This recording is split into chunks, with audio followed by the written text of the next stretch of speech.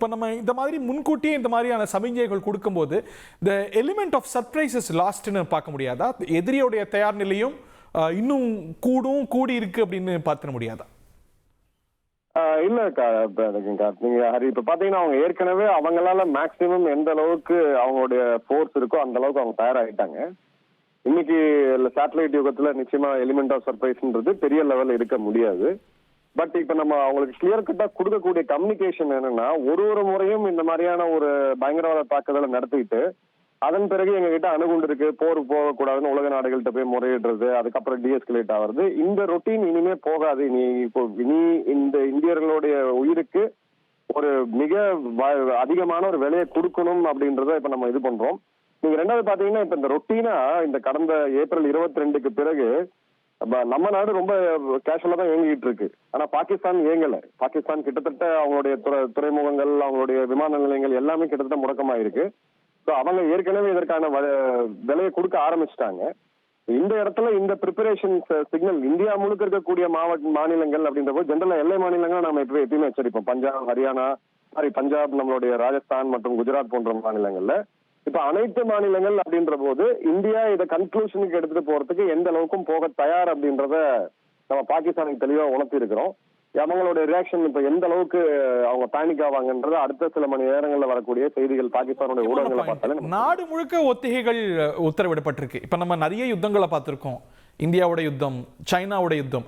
ஆனா இதனது தாக்கம் அப்படிங்கிறது இமய முதல் குமரி வரைக்கும் எல்லா மாநிலம் தழுவியதாக இருந்ததில்லை. இன்னைக்கு நாடு தழுவிய அளவில் தயாரிப்பு ஆர்டர் பண்றாங்களா அப்படின்னா are they expecting something huge?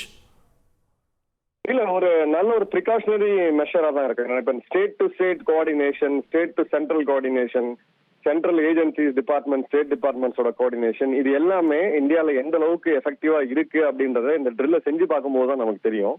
இப்போ உதாரணத்துக்கு பிளட் டொனேஷன் அப்படின்றது, பிளட் ரிசர்வ் அப்படின்றது ஒரு வாருக்கு ப்ரிப்பேர் ஆகக்கூடிய எந்த நாட்டுக்குமே ரொம்ப இன்றியமையாதது.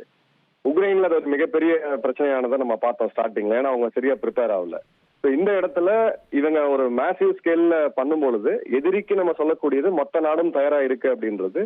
உள்நாட்டு மக்களை பொறுத்த வரைக்கும் நம்ம டிபார்ட்மெண்ட்ஸோடைய சின்க்ரனைசேஷன் எந்த அளவுக்கு இருக்கு, எந்த அளவுக்கு நம்ம எஃபெக்டிவா கிரவுண்ட்ல பண்ண முடியுது, கம்யூனிகேஷன் சிஸ்டம்ஸ் எப்படி இருக்கு, நாளைக்கு இன்கேஸ் நம்ம சேட்டலைட்டுகள் உடைக்கப்பட்டால் செகண்டரி கம்யூனிகேஷன் எப்படி ஆக்டிவேட் ஆகும், கோஸ்டல் செக்யூரிட்டி மற்றும் இது ஒரு ஷேக்அப் நீங்க பண்ணும்போது, இந்த லெவல்ல நீங்க ஒரு ஷேக்அப் பண்ணும்போது பாத்தீங்கன்னா இதோடைய செகண்டரி அட்வான்டேஜஸ், இது வரைக்கும் மிஸ்ஸிங் ஆயிட்டு இருக்கக்கூடிய கிரிமினல்ஸா இருக்கட்டும், இதை தேடப்படக்கூடிய பயங்கரவாதிகளா இருக்கட்டும், இவங்க எல்லாமே ஒரு நெட்டுக்குள்ள வருவாங்க. ஒரு சீரியஸான இது ஏதோ எங்கேயோ யுத்தம் நடக்குது அப்படின்னு சொல்லிட்டு நம்ம இங்க மூவ் பண்ணி போக முடியாது.